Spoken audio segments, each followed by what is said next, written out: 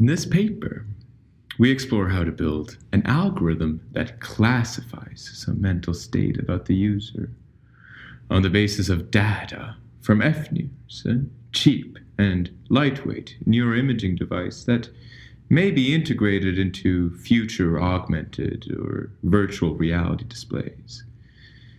This algorithm is designed in service of an implicit brain-computer interface, which is an interface that subtly adapts system properties without the user's explicit awareness. For example, it might predict that you're in a high cognitive workload state and make your work easier if you're an air traffic control pilot, as in one simulation in a previous experiment. It might remove the number of planes under your control when it deems you to be overworked.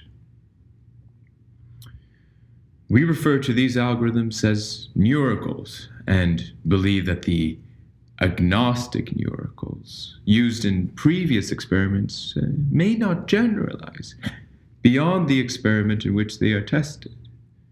Agnostic Neuracles do not depend on an understanding of the brain and use supervised machine learning to classify the user state.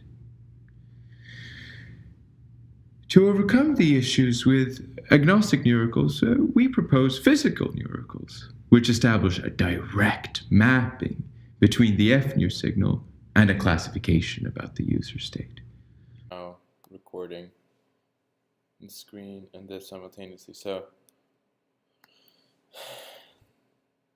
I guess this is the left hemisphere, the nearest channel, and it's just going down. And now it's kind of leveled. Okay. So it's so interesting to watch. And why is it going up? Why is it going down? Figuring out how to classify brain activity without machine learning is not a straightforward problem. But the Neuracle software we have built and are distributing as part of this publication may be of some service. By meditating with the software over time, I have improved my understanding of what the signal represents, and by refining these results together with the neuroscience literature, we have developed a framework for how to power implicit brain-computer interfaces without using machine learning, enabling us to bypass the issues with agnostic Neuracles. We believe the FNIR signal reflects the brain's back and forth crosstalk between endogenous networks computing on memories and exogenous networks computing on signals from the environment. In this case, FNIRs may be able to detect when the brain regresses into its endogenous network, or default mode network, and zones out. If it works, this physical Neuracle opens many avenues for improved human-computer interaction. Imagine you are listening to music as you are working. Boring, repetitive music meant to put you in a trance-like state. But eventually, as you grind away at your task, you start to zone out, fantasizing about what's for dinner. In this moment, the music resolves itself, adding exogenous information from the environment that brings your focus back to the task. The goal of this paper is to specify an algorithm for predicting these mind-wandering states from FNIR state. Here, you see my brain as I'm about to initiate meditation and hopefully linger longer than usual in one particular network.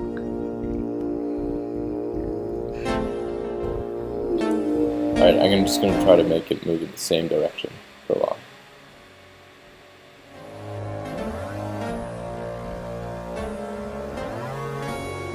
And hopefully linger longer than usual in one particular network.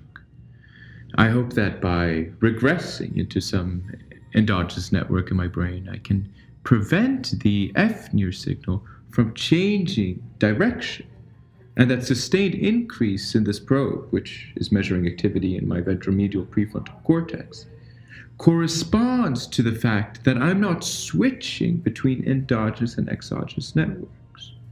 The fact that the signal hasn't switched direction in the 40 seconds since I started meditating may indicate that I'm stuck in an endogenous network. So then I can break that direction, right? Just have a different thought, and then it preceded my urge to do it, because the thought was, okay, can we break it? Then it broke before I started to talk, which is what's so spooky. If this technique generalizes, our hope is that FNIRS, a cheap and portable neuroimaging device ready for adoption in HCI, can drive a real-time measurement of the most desirable attentional state, which is the flow state. Our approach for measuring flow with a physical neuracle is inspired by the discovery of anti-correlated networks, where the activation of one network implies the simultaneous deactivation of some other spatially distinct network. Our rationale is that two anti-correlated networks together define a physically real trade-off in the brain's moment-to-moment information processing. The exogenous task-positive networks compute on data from the environment, and the endogenous networks, the most prominent of which is the default mode network, instead computes on memories, and activity in the default mode network is correlated with this mental sensation of an automatic mind-wandering stream.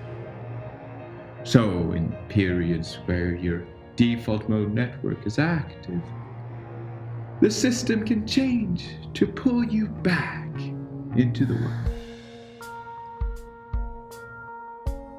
Because these anti-correlated networks are well documented only in the fMRI imaging literature, this paper is searching for the best nodes to monitor this back and forth activity between exogenous and endogenous network using functional near spectroscopy.